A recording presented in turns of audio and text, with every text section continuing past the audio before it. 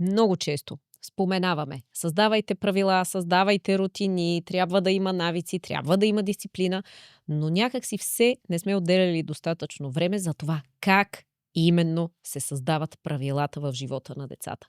И затова днес ще отделим достатъчно време, за да стане ясно. Ще поговорим защо е толкова важно всъщност да има правила и, разбира се, стъпка по стъпка как да изградим стабилен план за създаване на трайно правило. В помощ ще ми бъде една бланка, която съм създала за моя онлайн курс, който се казва "Основи на възпитанието" и който, ако вземете с промокода в описанието долу, ще получите в комплект с ваучерите за качествено време за деца и родители, които допринасят не само за застопоряването на здрави навици, но и за смислено време между деца и родители. Повече информация ще видите в описанието. И така, първо и най-важно, защо толкова ни трябват правила? Най-лесното, което можем да си представим и което е, разбира се, много лесно за разбиране, е, че правилото създава спокойствие. Когато знаем какво следва, това, че в къщи по никакъв начин не можем да влизаме с мръсни обувки, че преди вечеря си мием ръцете абсолютно винаги, тази рутина и правила всъщност създават спокойствието на детето и увереността, че всичко е безопасно. Това, разбира се, се случва на подсъзнателно ниво, но то е изключително значимо наистина за спокойствието и за здравото развитие на детската психика. А правилата са нещата, които основават дисциплината, в крайна сметка социоприемливото ни поведение. Всички обичаме хора, които знаят какво правят във всеки един момент, не се съпротивляват на правилата, напротив, а, приемат ги с удоволствие и знаят, че именно така се добиват резултати и в крайна сметка може да се разчита пък на тези хора. Интересно е да споменем, че в много семейства тези правила просто се споменават от време на време. Много родители се карат на децата си защо не спазват правила, а всъщност много малко от семействата разписват правилата буквално на лист или на някой по-голям плакат, или дори не ги споменават достатъчно често в спокойно положение, а именно там е разликата и оттам трябва да започнем. Така че ако вземем нашата графа формулиране на правилото, е нужно да зададем такава структура на изречението, че тя да е ясна на всички членове на семейството и, както е описано тук, да се изслушват и зачетат всичките гледни точки на всички членове от семейството. Защо? Защото ако е зачетена гледната точка на един човек, той със сигурност ще спазва това правило.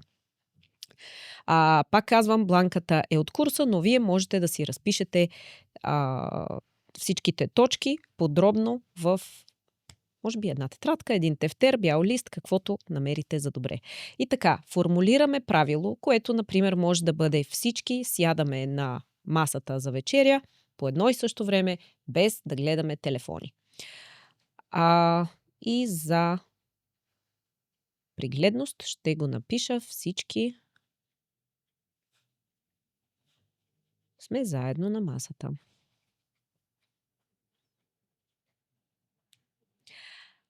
Какво е правилото? Описахме. Кратко, точно, ясно. Трябва да се опише какво означава. Да, без телефони. Може тук да включим изслушване. Изслушване. Всички на време. По едно и също време.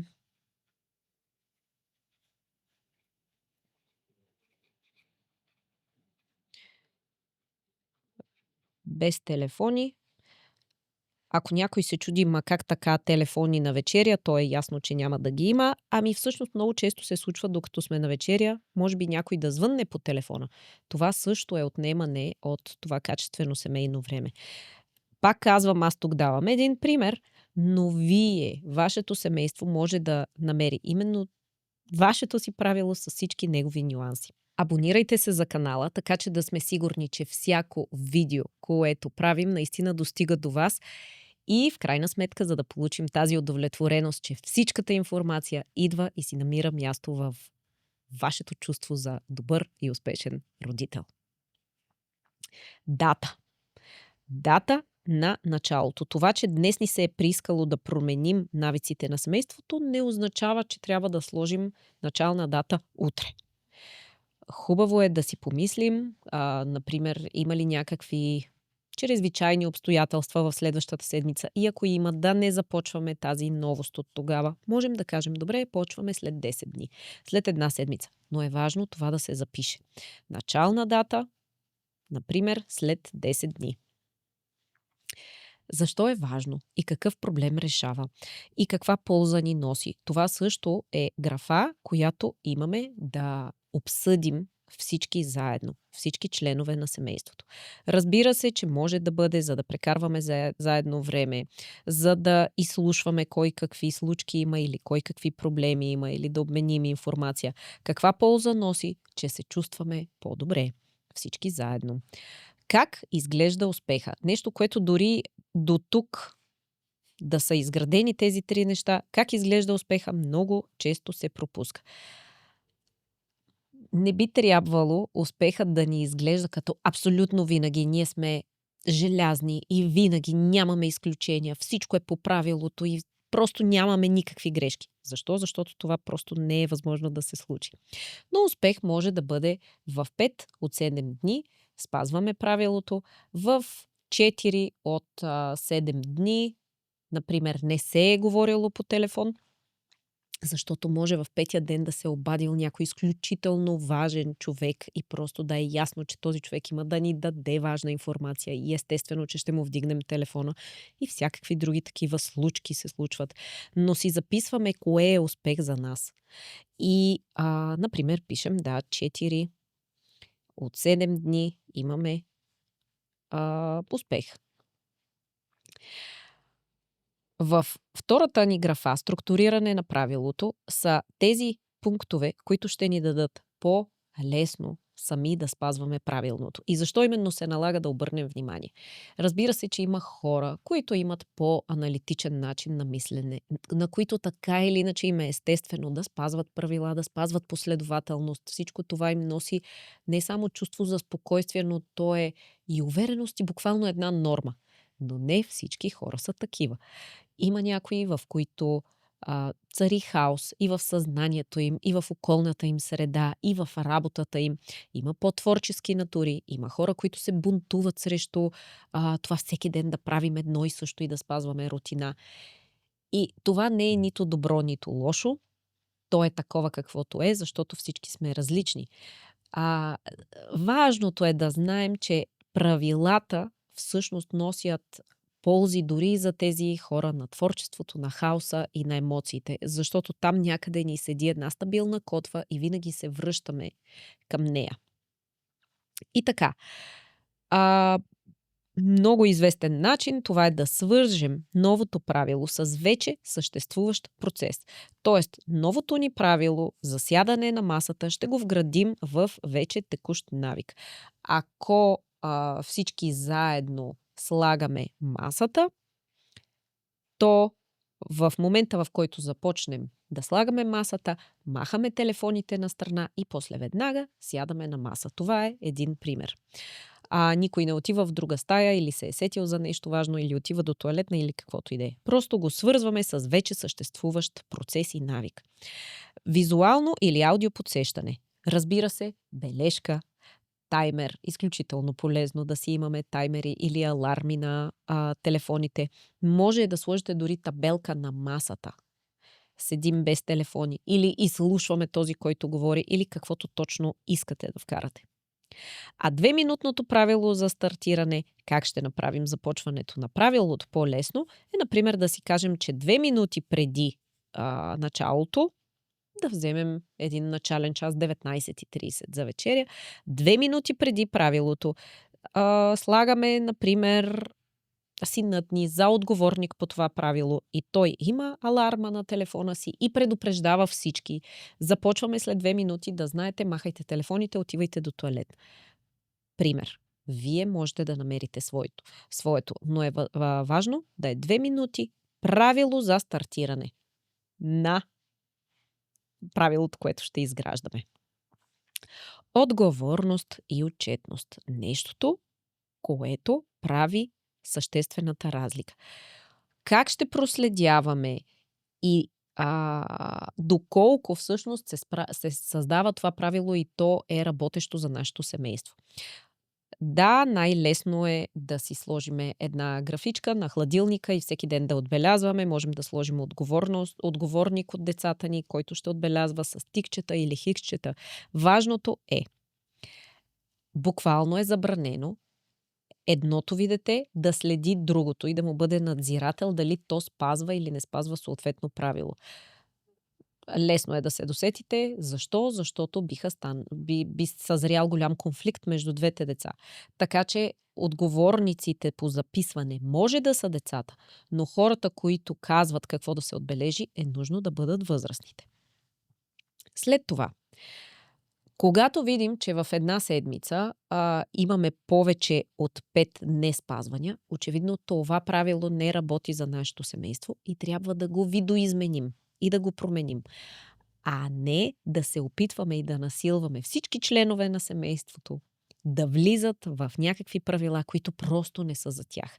Именно тук се случва индивидуализацията, което означава, че създадете ли идея за ново правило, трябва да му дадете време за проверка дали работи. И когато видите, че имате вече променяте правилото, взимаме идея, променяте правилото и обаче вече виждате, че дори и в натоварена седмица вие имате по-голям успех, то тогава си давате сметка, че това правило работи именно за вашето семейство. За да бъде трайно, едно правило трябва да има, както казахме, проследяване и адаптиране, но и награждаване.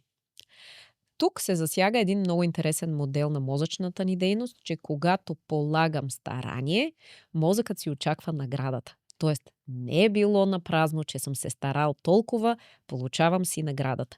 И именно за това е нужно още в самото начало, когато тук записваме какво ще ни бъде правилото, да си кажем как ще се наградим за всяка успешна седмица. Например, можем да имаме някоя любима вечеря на цялото семейство или семейна вечер, може да е киновечер, може да е излизане заедно, може да е разходка в парка до късно или каквото е любимо на вашето семейство, но на всички членове. И в края на всеки успешен месец някоя по-голяма награда. Може да бъде буквално от време заедно от една настолна игра до това да си направите един малък празник. Същественото е, че всички членове на семейството трябва да участват, така да се каже, да наградите екипа за добре свършената работа. И наистина на всички членове от семейството да знаете, че самата дейност наистина е награда и наистина е любима. Не би трябвало да се случва буквално тип наказание. Вашият тинейджър иска да излиза с приятели, но защото вие сте казали, че сега ще се награждавате за това правило и излизате всички заедно, ясно е, че на вашия тинейджър никак няма да му е приятно. Така че тук бъдете изключително внимателни какво избирате и не пропускайте. В никакъв случай не пропускайте награждаването. Знаете ли, случва се много често и това е база за прегарянето, когато работим, стараем се, но мозъкът не си взима наградата. И в един момент, разбира се, че изречението мозъкът си мисли не е точно, но се получават едни хормонални дисбаланси на това, че аз давам голямо усилие, а не получавам достатъчно допамин, достатъчно серотонин от добре свършената работа и всъщност се притъпява цялата идея какъв е смисъла на това, за какво да го правя, няма смисъл и се започва един несъзнателен саботаж. Ако видите такова нещо в някой член от вашето семейство, независимо дали става въпрос за това, което тук говорим за правило или просто за някакъв бунт срещу общо приетите правила, имайте предвид, че е възможно да бъде и това просто липса на награда и липса на смисъл. И последна част Оценка след 30 дни. Давате си 30 дни и виждате дали това правило е успешно. Дали е донесло, ето тук даже е написано какво се е подобрило. Дали е донесло спокойствие, дали е донесло удовлетворение, дали отношенията са станали по-чисти, дали всички се чувстват добре. Именно там ще търсим ползите от това правило. А какви пречки срещнахме? Даваме си обратна връзка и трябва ли да адаптираме, да затвърдим правилото или нещо да променим? Тези въпроси са такива, които се обсъждат на масата с близките ни. Тук много ми се ще да обърнем внимание на нещо много важно. Защо трябва да спазваме правила, които са ни чисто семейни, като това, което дадохме за пример, всички да сме заедно на масата? Защо да го спазваме, ако не ни носи удоволствие? Защо да го спазваме, ако на края на месеца се оказва, че всички членове на семейството са по-скоро фрустрирани от това, отколкото да са щастливи? Много е съществено да си даваме сметка какво искаме да постигнем и какво ще ни донесе. Правилата в дома е редно да носят спокойствие, да носят уют, да носят познатото, буквално усета за дом. То върви с правилата на този дом, но не и да носи трудности, фрустрация, буксуване в отношенията и въобще нежелание за отношения. Ако се стигне до там, дори в един член от семейството си струва да помислите, дали не пресолявам манджата с толкова много правила или с толкова стриктни правила, или дали не е време някое правило да отпадне, буквално като изключение. На пръв поглед може да ви звучи много нелогично. Досега ви обяснявах как трябва да държим правилата, а сега ви казвам, че май е полезно да се правят изключения. Това всъщност е абсолютно вярно за семейния и за родителския живот, защото там никога нямаме абсолютно 100% баланс. Имаме постоянно лъкатушене около тази средна линия. И ако видим, че на нашите деца им е стигнало до тук от правила, е много по-честно и много по-човешко да им кажем, знаете ли какво? Я да намалим правилата на половина, вие кои от правилата искате да махнем, за да почувстваме, че всъщност връзката ни е най-ценна. Последно и финално, винаги знайте, че когато сте изградили здрави правила, здрави навици в къщи, дори и по време на предтинейджърската или тинейджърската възраст, да видите, че детето ви буквално съсипва всичко това, което сте изградили като навици, то не е съсипано. То седи. Седи там в дългосрочната му памет и в паметта му за това, що е то безопасност. Просто тинейджърската възраст е времето, в което детето трябва да се бунтува. И както съм сигурна, ще потвърдят много от хората, които имат тинейджери и вече по-големи деца, оказва се така, че когато този тинейджър остане сам или вече стане по-голям, той се връща и създава същите тези правила, на които е бил научен преди много години от вас. Лесно е, смело напред и ползвайте стъпка по стъпка всички пунктове, за да имате едни истински здрави правила в къщи.